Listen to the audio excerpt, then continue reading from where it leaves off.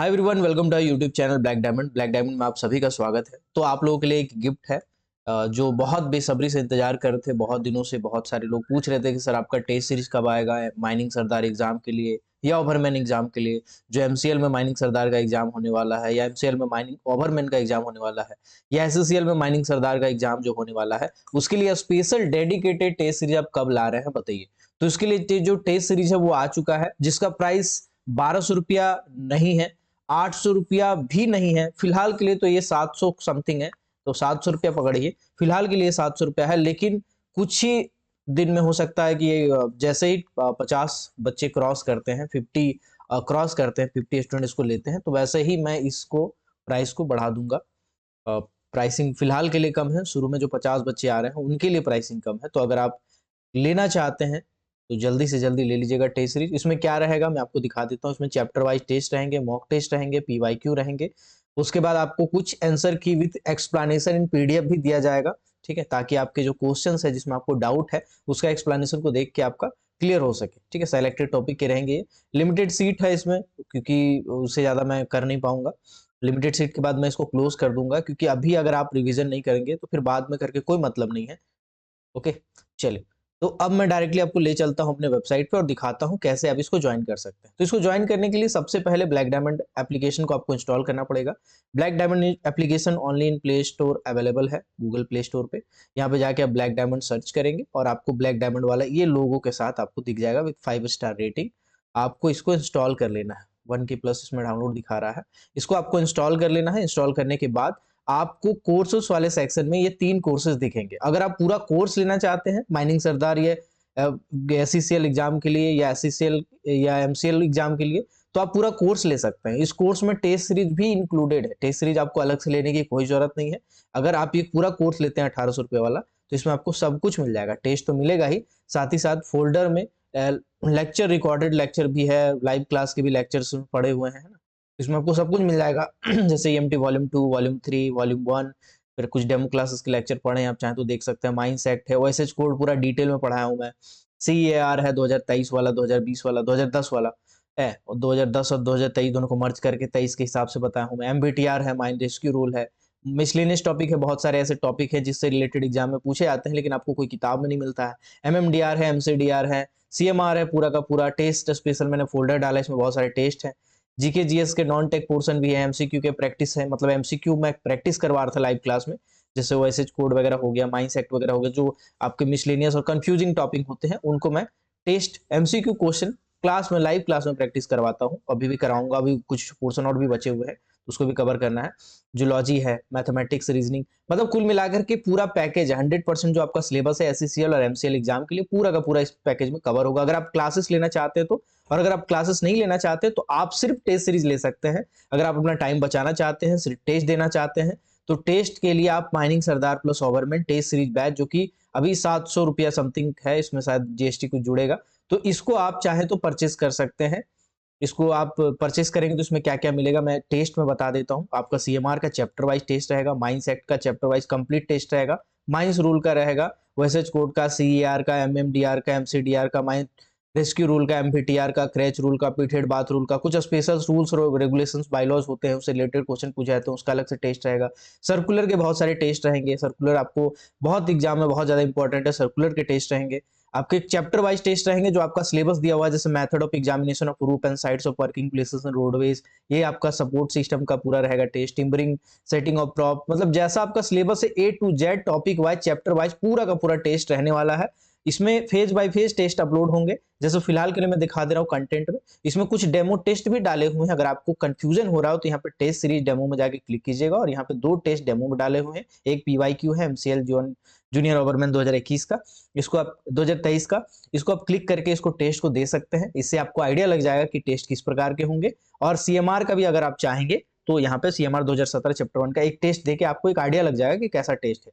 हालांकि कुछ demo test भी इसमें अपलोड करूंगा मैं, एक आध टेस्ट, तो अगर आप लेना चाहते हैं तो ले सकते हैं। देखिए CMR का 14 टेस्ट है टोटल, ठीक है, पूरा CMR का सिर्फ 14 टेस्ट है, मतलब समझ रहे हैं। चैप्टर 22 इसमें डाला हुआ हूँ मैं, है ना, चैप्टर 22 डाला हुआ हूँ। आप देख रहे हैं चैप्टर 1 से लेकर के 2, 3, 4, 5, 6, 7, 8 पूरा 17 तक टेस्ट है। मतलब चैप्टर वाइज आपको टेस्ट देना है, एक नहीं कि एक सीएमआर का टेस्ट दिया खत्म हो गया आपका सीएमआर हो गया निपट गया, नहीं भाई, ऐसे में तो क्वेश्चन छूट जाएगा ना आपका। इसके बाद माइंस एक्ट है, माइंस एक्ट के टोटल कंप्लीट टेस्ट हैं, माइंस रूल के टेस्ट, ओएसएच कोड, एमबीटीआर, एमसीडीआर, एमएमडीआर के भी टेस्ट अपलोड होंगे, एक और आएगा इसमें, रेस्क्यू रूल है, सीईआर 2023 का है, फिर पीवाईक्यू के भी टेस्ट इसमें डाला हुआ है, देख सकते हैं। पीवाईक्यू अगर आप रिवीजन किए हैं तो इसमें जाकर टेस्ट भी दे सकते हैं, और एक्सप्लेनेशन वगैरह भी इसमें पीडीएफ के फॉर्मेट में आएगा। और इसमें सिर्फ अभी इतना ही दिख रहा है, सिर्फ इतना ही नहीं रहने वाला है, ये तो समझिए कि आपका सिर्फ 30% या 40% टेस्ट है जो अभी आपके यहाँ पे दिख रहा है। अभी आपका और 50-60% टेस्ट अपलोड होंगे फेज बाय फेज, एक बार में कर दूंगा तो शायद आप दे भी नहीं पाओगे इतना, तो फेज बाय फेज करेंगे। चलिए आज हम लोग कुछ एमसीक्यू क्वेश्चन डिस्कस करते हैं। चलिए कुछ एमसीक्यू क्वेश्चन डिस्कस करते हैं। अगर आपको लेना होगा तो आप जाके जल्दी जल्दी परचेज कर लीजिएगा, जैसे 50 स्टूडेंट क्रॉस करेगा वैसे इसका प्राइसिंग बढ़ जाने वाला है। अभी 700 में आपको दिख रहा है, लेकिन आने वाला टाइम में 1200-1300 हो सकता है कि और भी ज्यादा हो जाए। चलिए आते हैं डायरेक्टली प्रेजेंटेशन के ऊपर। सबसे पहला क्वेश्चन है, which of the what is the distance between bedding planes for massive rocks. जो मेसिव रॉक होते हैं, ठीक है, उनके बेडिंग प्लेन्स की दूरी कितनी होती है। Okay, just a second. चलिए आज हम लोग एमसीक्यू क्वेश्चन है कुछ जो डिस्कस कर लेते हैं सपोर्ट सिस्टम से। ओके, जस्ट अ सेकेंड, एक सेकेंड, जस्ट अ सेकेंड। चलिए हम लोग उसको समझते हैं क्वेश्चन को, उससे पहले आपको एक कुछ बेसिक कॉन्सेप्ट समझ लेते हैं।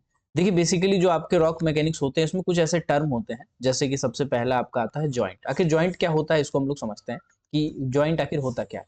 तो बेसिकली होता यह है कि जब आपका एक रॉक का स्टार्टा होता है, यानी कि जब चट्टान होते हैं, बहुत सारे रॉक के चट्टान होते हैं, तो उसमें क्या होते हैं, जो आपके पैरेलल होते हैं या रेगुलर स्पेसिंग में होते हैं, जो एक दूसरे से पूरी तरह से जुड़े हुए रहते हैं, चिपके हुए रहते हैं, उसको जॉइंट बोलते हैं। जैसे आपको फोटो दिख रहा होगा, इसमें कोई गैप नहीं होता, इसमें नो गैप अवेलेबल होता है, ठीक है, तो इसको हम लोग जॉइंट बोलते हैं।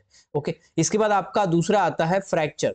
फ्रैक्चर क्या होता है, तो फ्रैक्चर इरेगुलर शेप में होता है, जैसे यहाँ पे आपको दिख रहा है कि ये दिखा, इसको हम लोग फ्रैक्चर बोलते हैं। इसमें हमारा गैप भी मिलता है, इसमें अनइवन सरफेस भी मिलता है, इसमें रफ कंडीशन रहता है, तो इसको हम लोग फ्रैक्चर बोलते हैं, टूट जाना। ये जनरली क्या होता है, मैकेनिकल फोर्सेस के कारण होता है, ये फ्रैक्चर मैकेनिकल फोर्सेस के कारण ये फ्रैक्चर हमको दिखता है। इसके बाद आता है bedding plane. Bedding plane generally क्या होता है, बेडिंग प्लेन हमेशा एक हॉरिजेंटल लाइन के अलोंग होता है। अब ये हॉरिजेंटल भी हो सकता है या कर्वी भी हो सकता है या हॉरिजेंटल प्लस वर्टिकल भी हो सकता है, लेकिन जनरली इसी लाइन में देखने को मिलता है। बेडिंग प्लेन्स में जनरली आपको देखते हैं कि एक जो लेयर है स्टार्टा है पत्थर का, उसके साथ दूसरा स्टार्टा का लेयर चिपका हुआ रहता है। अब ये दोनों स्टार्टा यानी जो रॉक हो सकते हैं, ये रॉक आपके होमोजीनियस भी हो सकते हैं या हेट्रोजीनियस भी हो सकते हैं। होमोजीनियस का मतलब कि मान के चलिए एक ही टाइप के रॉक से मिलकर दोनों बना है, एक ही टाइप के कंस्टिट्यूएंट से मिलकर पूरा का पूरा रॉक बना है, उसे हम लोग होमोजीनियस कहते हैं। और हेट्रोजीनियस मतलब दो अलग अलग टाइप के चट्टानों को मिला के बनाया गया है, या दो अलग अलग बेडिंग प्लेन्स में जो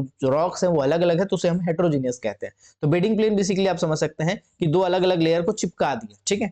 इसको अगर नहीं समझ पा रहे तो ऐसे समझिए, एक तो लाल पन्ना ले लिए, एक तो पीला पन्ना ले लिए, यानी कि दो अलग अलग पेज लिए और दोनों पेज को गोंद से चिपका दिए, तो इसको आप बेडिंग प्लेन कह सकते हो, ठीक है।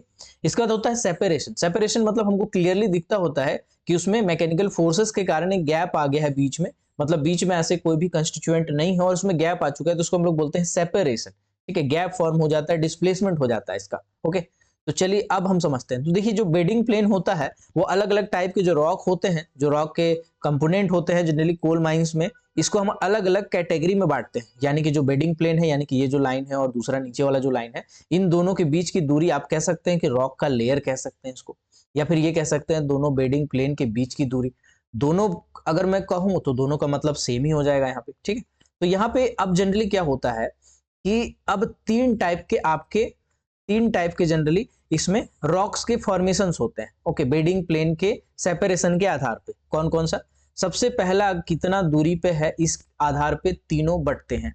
अगर मान लीजिए दोनों बेडिंग प्लेन 1.2 मीटर से ज्यादा की दूरी पे है या 1.2 मीटर्स के दूरी पे है, तो इसको हम लोग बोलते हैं मैसिव रॉक है ये, ठीक है। ये कैसा है, मैसिव रॉक है बड़ा चट्टान। ओके, इसके बाद मान के चलिए बेडिंग प्लेन के बीच की दूरी कम हो जाए, है ना, यानी कि 7.5 सेंटीमीटर से लेकर के आपका 1.2 मीटर के बीच हो जाए, इस बीच में अगर होता है तो इस केस में इसको हम लोग बेडेड बोलते हैं, इसको हम लोग बेडेड बोलते हैं। ओके, और अगर मान लीजिए आपका बेंड सेपरेशन उससे भी कम हो, यानी कि 7.5 सेंटीमीटर से कम हो, लेस हो, तो उस केस में इसको हम लोग फ्लैग ही बोलते हैं। क्या बोलते हैं इसको? फ्लैग ही बोलते हैं। डीजे देशमुख में ये सब डाटा है। चलिए अब हम लोग फटाफट तीनों को रिवीजन करते हैं, आपके पास समय कम है तो चलिए हम लोग फटाफट रिवीजन करते हैं। सबसे पहला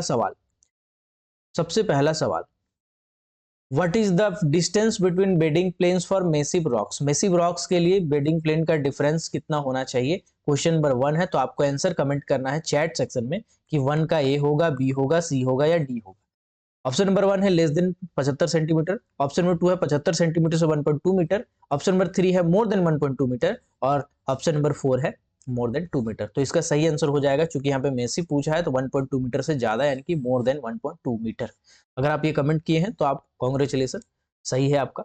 चलिए आते हैं अगले क्वेश्चन में, ये हमारे टेस्ट सीरीज का ही क्वेश्चन है। चलिए क्वेश्चन नंबर 2 में बोला गया है bedded rocks have bedding planes at what interval? Bedded rock में कौन से इंटरवल पे बेडिंग प्लेन होता है?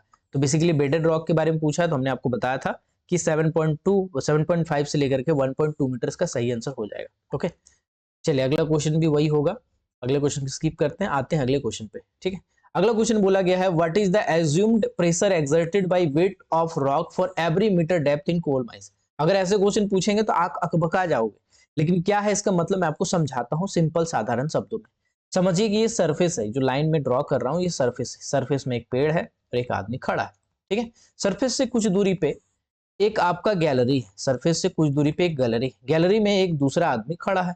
ठीक है, तो हम ये पूछेंगे कि ये गैलरी के ऊपर में ए पॉइंट पे अगर मान लीजिए ये आदमी खड़ा है, ये बंदा ए पॉइंट पे खड़ा है, तो हम अगर बोलेंगे कि सरफेस से यहां तक का अगर कुछ ना कुछ तो डेप्थ होगा, ऑब्वियस सी बात है डेप्थ होगा। हम मान लेते हैं कि इसका डेप्थ है 100 मीटर। तो अगर हम आपसे पूछेंगे कि भाई ये पर्टिकुलर आदमी जहां पे खड़ा है उसके माथे के ऊपर में जो रूफ बोल्ट लगा हुआ है, इस रूफ बोल्ट पे कितना कितना वजन पड़ेगा, कितना प्रेशर पड़ेगा, आप बता सकते हो क्या? बिल्कुल बता सकते हो। बिल्कुल बता सकते हो। जनरली क्या होता है कि कोल माइंस में जहां पर आपका वजन पड़ रहा होता है, उसका एक सिंपल सा ट्रिक है, फॉर्मूला है 1.2 केजी पर सेंटीमीटर स्क्वायर, मतलब पर मीटर 1.2 केजी पर सेंटीमीटर स्क्वायर पर मीटर प्रेशर पड़ता है। मतलब हम आपसे बोले कि भैया 100 मीटर की दूरी पे वो, मतलब 100 मीटर नीचे डेप्थ है गैलरी का, हमारे सरफेस से 100 मीटर की गहराई पे वो बंदा खड़ा है, गैलरी पे खड़ा है, तो इसके माथे के ऊपर में जो भी रूफ बोल्ट है या जो भी जगह है या जो भी रूफ है उस पर कितना प्रेशर पड़ रहा है, तो इसको निकालने के लिए सिंपल है 100 मीटर इंटू, चूंकि हर मीटर पे कितना हो रहा है 1.2 केजी, तो 1.2 केजी पर सेंटीमीटर स्क्वायर। ठीक है, तो अगर हम इसको निकालेंगे तो आपका आ जाएगा 20 केजी पर सेंटीमीटर स्क्वायर, उस पर्टिकुलर व्यक्ति के माथे के ऊपर में वजन पड़ रहा है, इससे हमारा ये निकल जाएगा। तो याद रखिएगा 1.2 केजी पर सेंटीमीटर स्क्वायर इसका सही आंसर हो जाएगा। ओके, कितना प्रेशर एक्सर्ट किया जाता है पर्टिकुलर कोल माइंस में, जब आप जाते हैं तो एवरी मीटर डेप्थ पे इतना प्रेशर पड़ता है। एक ये डाटा याद रख सकते हैं, या फिर घुमा के भी पूछ सकता है, कोई डिस्टेंस देख के, कोई डेप्थ देख के आपसे पूछ सकता है, तो दोनों तरीके से आप समझ के रहेंगे तो बहुत अच्छा रहेगा। चलिए आते हैं अगले क्वेश्चन के ऊपर में। देखिए एक होता है इमीडिएट रूफ। इमीडिएट रूफ क्या होता है मैं आपको समझाता हूँ।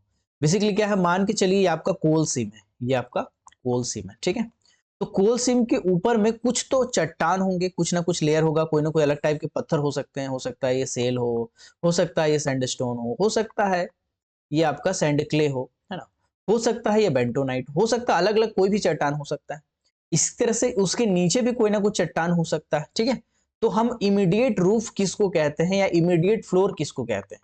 एक तो टर्म है इमीडिएट रूफ और एक टर्म है इमीडिएट फ्लोर। इमीडिएट रूफ किसको कहते हैं भाई और इमीडिएट फ्लोर किसको कहते हैं, लोग समझेंगे। ठीक है, तो सबसे पहले इमीडिएट रूफ मतलब जो आपका कोल सीम है, ठीक है, कोल सिम के ऊपर में जहां पे कोल सिम खत्म हो रहा है वहां से ऊपर में, चूंकि हम रूफ तो ऊपर ही जाता है, कोल सिम के ऊपर रहता है रूफ, तो हमारा जहां पर भी कोल सिम खत्म हो रहा है उसके ऊपर में 6 मीटर तक का जो लेयर होता है, 6 मीटर तक का जो लेयर होता है, ये अबव द सिम होता है, अबव द कोल सिम, उसको हम बोलते हैं इमीडिएट रूफ। क्या कहते हैं उसको? इमीडिएट रूफ कहते हैं, इमीडिएट रूफ कहते हैं। ठीक है, और इमीडिएट फ्लोर की अगर मैं बात करूंगा तो आपका कोल सिम जहां पे खत्म हो रहा है उसके नीचे जाते हैं, फ्लोर हमेशा नीचे रहता है, तो इसके नीचे 3 मीटर बिलो है ना, 3 मीटर बिलो यानी 3 मीटर नीचे जब जाते हो ऑफ द कोल सिम, तो उसको हम लोग क्या बोलते हैं? इमीडिएट फ्लोर बोलते हैं। ये क्वेश्चन बहुत इंपॉर्टेंट है आपके लिए एग्जाम के दृष्टिकोण से, सरफेस बेसिकली रॉक मैकेनिक्स का क्वेश्चन है सब, तो आपको याद रखना है। तो यहाँ पे इमीडिएट रूफ बोला है तो option number C is the correct answer. ठीक है, चलिए इस तरह से अगला क्वेश्चन आपका इमीडिएट फ्लोर के बारे में पूछा होगा। इसी तरह से क्वेश्चन है बाबू, जो चैप्टर वाइज आएंगे ना क्वेश्चंस, और क्लास में भी मैं इसी तरह के क्वेश्चन डिस्कस किया हूँ, समझा समझा के, जैसे मैं आपको पढ़ा रहा हूँ बिल्कुल क्लास में ऐसे एक एक क्वेश्चन को हम लोग डिस्कस किए। तो क्लास लेना चाहते हैं तो क्लास भी ले सकते हैं। आते हैं अगला question, under the pressure arch theory what happened to the rock in immediate roof under their own wait.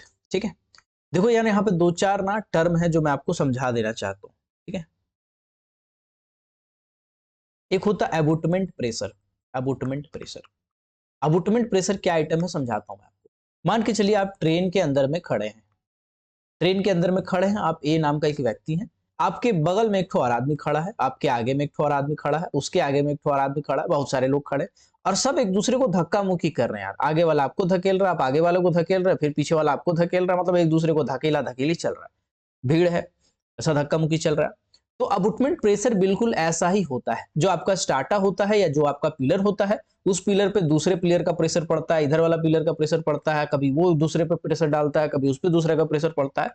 That is called abutment pressure. यानी कि ऐसे जो प्रेशर पड़ते हैं जो एक दूसरे के अगल बगल यानी फ्रंट और बैक पे पड़ रहे होते हैं, जनरली इसको हम लोग अबुटमेंट प्रेशर कहते हैं। तो प्रेशर आर्क थ्योरी में कहा गया है कि प्रेशर आर्क थ्योरी में ये कहा गया है कि मान लीजिए एक जगह है, जैसे मान लीजिए कि ये आपका कोल ब्लॉक है, ठीक है, इधर भी कोल ब्लॉक है, बीच में भी कोल ब्लॉक था, लेकिन अब उसको हम काट के गैलरी बना दिया और एक आदमी खड़ा कर दिया यहाँ पे कि भाई एक आदमी खड़ा है, मतलब ये आपका गैलरी है। ठीक है, तो इस गैलरी में जो प्रेशर पहले पड़ रहा था, ठीक है, पहले क्या था, लाल लाइन वाला प्रेशर था। ठीक है, पहले लाल लाइन वाला प्रेशर, अब क्या हुआ, अब इस पे जो प्रेशर पड़ रहा था वो पूरा पूरी अगल बगल के रूप पे पड़ने लगा, अगल बगल के रूप पे पड़ने लगा। उस पे तो पड़ ही रहा है कुछ ना कुछ मात्रा में, लेकिन अगल बगल के रूप पे पड़ रहा है। तो आप देखेंगे तो एक आर्क शेप बना रहा है, इसीलिए इसको हम लोग क्या कहते हैं, प्रेशर आर्क थ्योरी कहते हैं इसको। इसमें क्या होता है, प्रेशर जो होता है उसका डी डिस्ट्रीब्यूशन होता है, मतलब जैसा पहले पड़ रहा था वैसे ना हो कि फिर से बट जाता है प्रेशर, इसीलिए इसको हम लोग रीडिस्ट्रीब्यूशन कहते हैं। इसमें बहुत सारे जोन होते हैं, आपका जोन 1, जोन 2, जोन 3, जोन 4 है ना। इसमें lateral forces, vertical compressive forces, increase pressure, ये सब मैंने क्लासेस में बहुत डिटेल में समझाया है। ठीक है, जनरली 5 जोन होते हैं इसमें। ओके, तो अब यहाँ पे पूछा गया है कि भाई बैंड सेपरेशन के बारे में पूछा गया। तो बैंड सेपरेशन क्या होता है, बेसिकली बैंड सेपरेशन की बात करूं या बैंड सेपरेशन की बात करूं, तो जब कभी भी प्रेशर के कारण, जब प्रेशर उस पर पड़ता है और उस प्रेशर के कारण कोई भी बैंड अगर सेपरेट होना चाहता है, यानी कि जो रूफ है आपका, रूफ में जब प्रेशर पड़ता है तो रूफ का जो लेयर होता है वो अपने आप को छोड़ देना चाहता है जमीन पे, तो इसी को हम लोग बोलते हैं band separation. Tend to separate is known as band separation. ठीक है,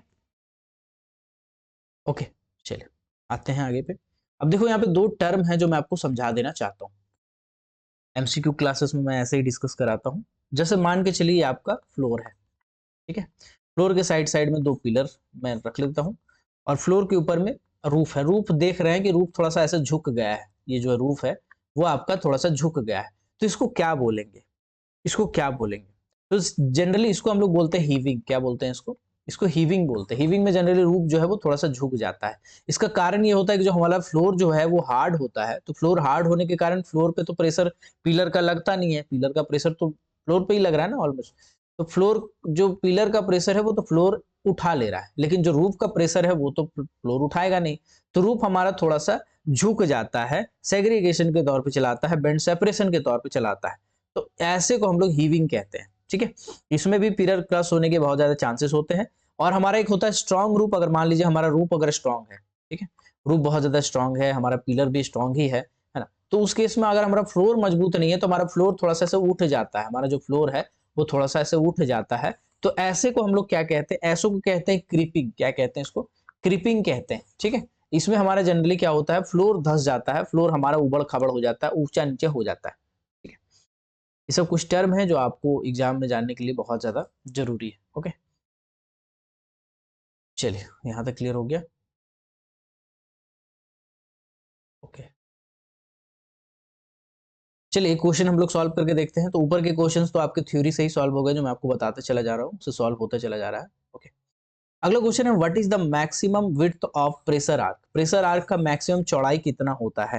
तो देखिए एक सिंपल सा स्टेटमेंट है जो आपको याद रख लेना चाहिए कि जो आपका रोडवे का चौड़ाई होता है ना, रोडवे का चौड़ाई, रोडवे का विड्थ, जितना आपका रोडवे का विड्थ होगा या गैलरी का विड्थ होगा उतना ही प्रेशर आर्क का मैक्सिमम विड्थ होगा।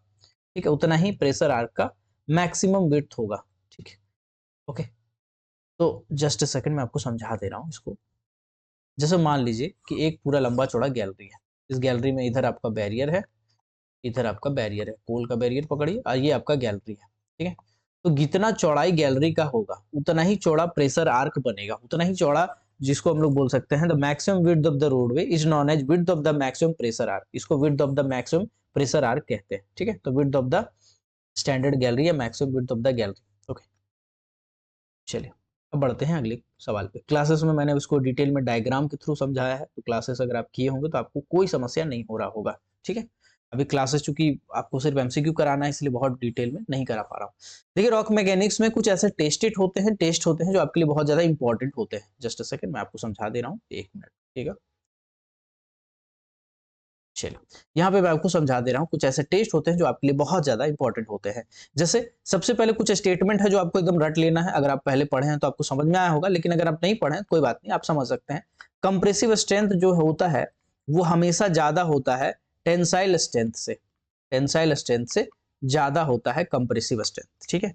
कंप्रेसिव स्ट्रेंथ की अगर मैं बात करूं, कंप्रेसिव स्ट्रेंथ तो अक्सर पूछता है जो कंप्रेसिव स्ट्रेंथ के टेस्ट होते हैं उसका बारे में पूछता है कि भाई कौन कौन सा ऐसा जांच होता है, ऐसा कौन सा टेस्ट होता है जिससे हम कंप्रेसिव स्ट्रेंथ के बारे में पता लगाते हैं। तो इसके जो इंपॉर्टेंट टेस्ट है उसका नाम आप याद रख सकते हैं, triaxial load test, triaxial load test हो जाएगा पहला। दूसरा आपका हो जाएगा uniaxial compressive strength test, uniaxial compressive strength test, ठीक है, ये आपके लिए इंपॉर्टेंट है। इसके अलावा कुछ और भी टेस्ट होते हैं जो दूसरे टाइप के टेस्ट के लिए बहुत जरूरी होता है, दूसरे टाइप के टेस्ट के लिए जरूरी होता है। वो है आपका कंप्रेसिव हो गया शियर स्ट्रेंथ। अगर आपसे पूछेगा कि शियर स्ट्रेंथ का जांच के लिए कौन सा टेस्ट करते हैं तो आपको बताना है डायरेक्ट शियर टेस्ट कर सकते हैं आप, टेस्ट का नाम है ये सब, जांच का नाम है ये सब, रॉक मैकेनिक्स में ये सब टेस्ट किए जाते हैं। और एक होता है आपका पंच शियर टेस्ट, क्या होता है, पंच शियर टेस्ट होता है, ठीक है।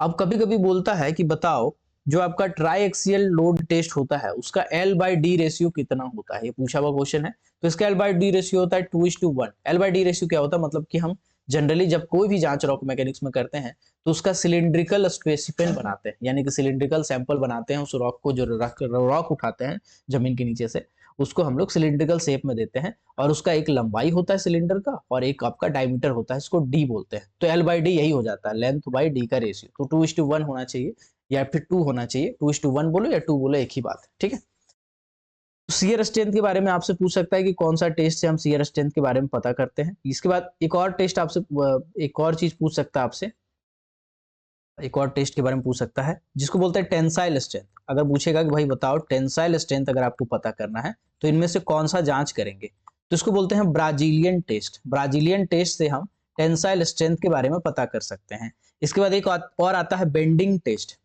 अगर आपको समझ में नहीं आ रहा है तो आप इस चीज को रट सकते हैं कि भाई कंप्रेसिव स्ट्रेंथ हमेशा टेंसाइल स्ट्रेंथ से ज्यादा होता है। कंप्रेसिव स्ट्रेंथ क्या होता है, तो बेसिकली जब कोई भी रॉक पे चारों तरफ से दबाव पड़ता है, दबाव करने के कारण एक टाइम के बाद वो क्रश हो जाता है, तो जिस जगह तक वो क्रश नहीं होता है वहां तक उसका क्षमता कह सकते हैं आप, है ना। जैसे मान के चलिए आपका एक दोस्त है ना, आपका दोस्त है बहुत गंदा गंदा गाली दे रहा है आपको, है ना, तो आप सह रहे हैं, आप सह रहे हैं, सुन रहे हैं, सुन रहे हैं, सुन रहे हैं, सुन रहे हैं। एक टाइम ऐसा होता है कि आप बर्दाश्त नहीं करते हैं, आप घूम के उसको गरिया देते हैं, तेरी ऐसे की तैसी है तो तेरा, है ना? तो आपका एक क्षमता है, आपका एक स्ट्रेंथ है, उससे ज्यादा आप नहीं सह सकते हैं। उससे ज्यादा कोई बोलेगा, गरियाएगा तो भैया हमको भी मुंह दिया है भगवान, है हमको भी दिया है मुंह, हम भी सीखे गाली देंगे। तो वही वाला हिसाब है इसका। कंप्रेसिव स्ट्रेंथ हो या कोई भी स्ट्रेंथ हो, जनरली स्ट्रेंथ का मतलब क्या होता है कि जब भी कभी रॉक पे अलग अलग टाइप के फोर्सेस, अलग अलग टाइप के प्रेशर पड़ते हैं तो एक टाइम तक वो सह सकता है, वही जो क्षमता है उसी को स्ट्रेंथ बोलते हैं, ठीक है। तो कंप्रेसिव स्ट्रेंथ यानी कि चारों तरफ से जब कंप्रेस करते हैं तो कितना इतना प्रेशर होता है, कितना इतना प्रेशर होता है, जितना तक वो सह सकता है उसको बोलते हैं कंप्रेसिव स्ट्रेंथ। उसको जांच करने के लिए टेंसाइल मतलब उसको जांच करने के लिए आपका ट्राईएक्सियल, यूनिएक्सियल ये सब होता है, ठीक है। टेंसाइल स्ट्रेंथ क्या होता है, बेसिकली एक टेंजेंट के थ्रू जब हमारा प्रेशर पड़ता है, जैसे एक रॉक पड़ा हुआ है उस पर हम दो अलग अलग डायरेक्शन से फोर्स लगा रहे हैं, दोनों टेंजेंशियली लगा रहे हैं, तो उस केस में ऐसे प्रेशर के कारण जो स्ट्रेंथ मैक्सिमम रहता है उस मटेरियल का टेंसाइल स्ट्रेंथ कहलाता है। बाकी क्लासेस में मैंने डिटेल में डायग्राम डायग्राम डायग्राम खेल खेल के समझाया है, तो आई होप यहाँ तक आपको समझ में आ गया होगा। और ऐसे जो टेस्ट के नाम है, अगर नहीं समझ में आया तो टेस्ट के नाम आप रट लीजिए, आपके लिए बहुत इंपॉर्टेंट है। कंप्रेसिव स्ट्रेंथ का टेस्ट कौन कौन सा है, शियर स्ट्रेंथ का, टेंसाइल स्ट्रेंथ का, ब्राजीलियन बेंडिंग, इतना कर लेंगे तो आपका क्वेश्चन आराम से बनेगा। ओके, चलिए बढ़ते हैं अगला क्वेश्चन के ऊपर।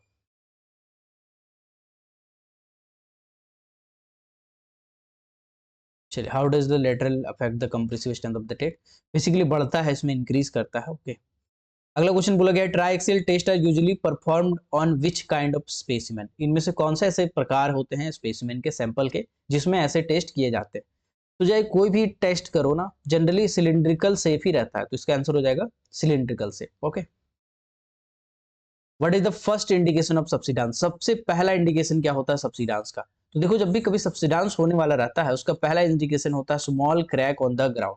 ठीक है, इसमें आपके कुछ कुछ एंगल होते हैं, जैसे आपका फाइनल लाइन ऑफ ड्रॉ जिसको बोलते हैं, फाइनल लाइन ऑफ ब्रेक जिसको बोलते हैं, है ना। तो आपका सब्सिडेंस में कुछ कुछ इंपॉर्टेंट टर्म है जो आपको याद रख लेना चाहिए। एक होता है फाइनल लाइन ऑफ ब्रेक, ठीक है, एक होता है आपका क्रिटिकल एंगल, है ना, एक होता है जीरो सब्सिडेंस कब बोला जाता है ना। इंडियन सब्सिडेंस में जीरो होता है, पॉजिटिव होता है, नेगेटिव होता है। ठीक है, तो ये सब चीज़ों को आपको थोड़ा सा ध्यान देना चाहिए, ध्यान देना पड़ेगा, ये सब चीज़ों को आपको याद कर लेना चाहिए। ओके, चलिए, Indian condition the angle of draw is always, angle of draw हमेशा पॉजिटिव होता है इंडियन कोल माइंस में, इंडियन माइनिंग के इसमें। ठीक है, एक मिनट में ना आपको ना एक सब्सिडांस समझा ही देता हूँ, मेरे को लगता है ना आपको दिक्कत होगा सब्सिडांस में, तो सब्सिडांस को हम समझाने की कोशिश करते हैं आपको। ठीक है, जैसे मान के चलिए आपका कोल सीम है, कोल सीम है जो एक्सट्रैक्ट नहीं हुआ है यहाँ तक। ठीक है, बगल में फिर एक तो कोल सीम है जो आपका एक्सट्रैक्ट नहीं हुआ है यहाँ तक, मतलब ब्लू वाला जो लाइन है वो नॉन एक्सट्रैक्टेड है। ठीक है, ओके, और बीच का जो लाइन है जो पीला वाला है ये एक्सट्रैक्ट हो चुका है, ये आपका गैलरी बन चुका है। ठीक है, गैलरी बन चुका है। अब गैलरी बना तो इसमें गोफ बन चुका है, गोफ मतलब कुछ ऐसे फॉल हो गया है जिसके कारण आपका ये धस रहा है। ठीक है, अब गोफ बनने के कारण उस पर जो प्रेशर बढ़ रहा है वो जनरली डोम शेप में पड़ता है, डोम शेप में टीयरिंग हो रहा है, टूट रहा है। ठीक है, तो जो टीयरिंग हो रहा है उसका वो जनरली डोम शेप में हो रहा है। टीयरिंग मतलब टूटना होता है, यानी कि जो आपके गोफ के ऊपर में चट्टानें टूट रही होती हैं प्रेशर के कारण, उसमें डोम शेप में जनरली टूट रहा होता है। ठीक है, तो अब हम क्या करते हैं, अब सरफेस में हम एक लाइन ड्रॉ करते हैं, सरफेस में एक लाइन ड्रॉ करते हैं सबसे पहले। अब सरफेस में हम देखते हैं कि यार यहाँ पे जो पर्टिकुलर ए पॉइंट है और बी पॉइंट है, ये और बी पॉइंट कौन कौन सा है, जो हमारा जो गोफ है उसके एड्ज यानी जो किनारे हैं, वहां से हम देखते हैं लाइन ड्रॉ करके कि भाई कहाँ तक हमारा डैमेज हुआ है, सरफेस में हमारा कहाँ तक डैमेज हुआ है, वहां तक हम एक लाइन ड्रॉ करते हैं। इसको बोलते हैं फाइनल लाइन ऑफ ब्रेक। क्या बोलते हैं इसको?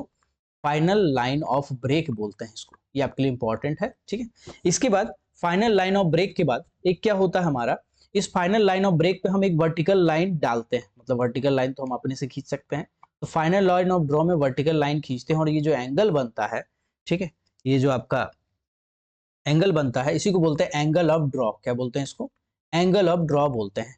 जनरली भारतीय कोलफील्ड में कैसा होता है मैं आपको बता रहा हूँ। भारतीय कोलफील्ड में ऐसा होता है कि जहां पर्टिकुलर बी पॉइंट में समझो जहां गोफ का किनारा है वहां से हम फाइनल लाइन ऑफ ब्रेक खींचे, तो जनरली भारतीय कोलफील्ड में क्या होता है, वो सीधा सीधा ही आता है, जहां तक धसा हुआ है वहां तक पूरा का पूरा ऊपर तक धस जाता है। ठीक है, और उसके बाद वर्टिकल भी जब हम इस पे लगाएंगे, वर्टिकल भी जब हम इस पे लगाएंगे तो अभी से बात ये वर्टिकल ही है, तो यहाँ पे क्या हो जाएगा, जीरो हो जाएगा, यानी final line of angle of draw जो होता है वो जीरो हो जाता है भारतीय कोलफील्ड में। तो ये आपको याद रखने वाली बात है। ठीक है, उसके बाद आपका जीरो ही रहता है इसमें, है ना।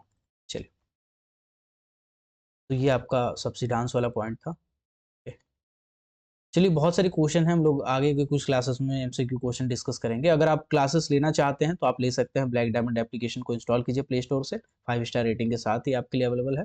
मेरा बेसिकली टारगेट आपके क्वालिटी पे है, मेरा टारगेट स्टूडेंट पे कभी नहीं है। ठीक है, आप देखते होंगे मैं 20-25 वीडियो मतलब के बाद एक वीडियो में किसी एक वीडियो में बताता हूँ कि भाई लेना है तो ले ले कोर्स, या फिर महीने में 2-4 वीडियो ही आपको, या एक वीडियो ही ऐसा दिखता हुआ इसमें मैं बताता हूँ। बेसिकली वो इन्फॉर्मेशन देना होता है, प्रचार करना नहीं। तो मेरा प्रचार करने का काम है ही नहीं, इन्फॉर्मेशन देने का काम है। तो ये इन्फॉर्मेशन है कि भाई ब्लैक डायमंड एप्लीकेशन जाकर डाउनलोड कीजिए और वहाँ से अगर आप कोर्सेस लेना चाहते हैं तो आप कोर्सेस ले सकते हैं। और अगर आप चाहें टेस्ट सीरीज लेना तो आप टेस्ट सीरीज ले सकते हैं। कोर्सेस अगर आपको लेना है तो MCL SSCL बैच C16 में आपको सब कुछ मिल जाएगा, test series, video lecture, PDF notes सब कुछ मिल जाएगा। और अगर आप सिर्फ टेस्ट देना चाहते हैं अपने रिवाइज करने के लिए, आपने कहीं से पढ़ा हुआ है या आप खुद भी पढ़ रहे हैं और आप सिर्फ टेस्ट देना चाहते हैं एक एक चैप्टर का, एक एक टॉपिक का, और इतना टेस्ट देना चाहते हैं कि आपका कोई सीमा ना हो, तो इसमें ऑलरेडी डाला हुआ है टेस्ट, बहुत सारे टेस्ट, और बहुत सारे टेस्ट अभी और भी आएंगे, यानी कि पूरा सिलेबस आपका खत्म हो जाएगा इसमें, ठीक है। PYQ से लेके सब कुछ। अभी फिलहाल इसका दाम आपको 760 जरूर दिख रहा होगा, है ना, GST जोड़ के शायद ज्यादा हो जाए, लेकिन आने वाला टाइम में ऑब्वियस सी बात है इसका प्राइस और ज्यादा बढ़ने वाला है। हो सकता है जितना मैं काटा हूँ 1200 रुपया, हो सकता है वही प्राइस हो जाए। तो क्योंकि लिमिटेड मैं रखा हूँ, लिमिटेड के बाद ऑटोमेटिकली वो प्राइस बढ़ जाएगा, ठीक है। 50 स्टूडेंट का लिमिट लगा कर रखा हूँ, तो 50 स्टूडेंट जैसे ही क्रॉस करेंगे ऑटोमेटिकली उसका प्राइस बढ़ना है। तो अगर आपको लेना है तो जल्दी से जल्दी ले लीजिए। चले मिलते हैं अगले क्लास में, तब तक के लिए keep watching, keep supporting, till then जय हिंद।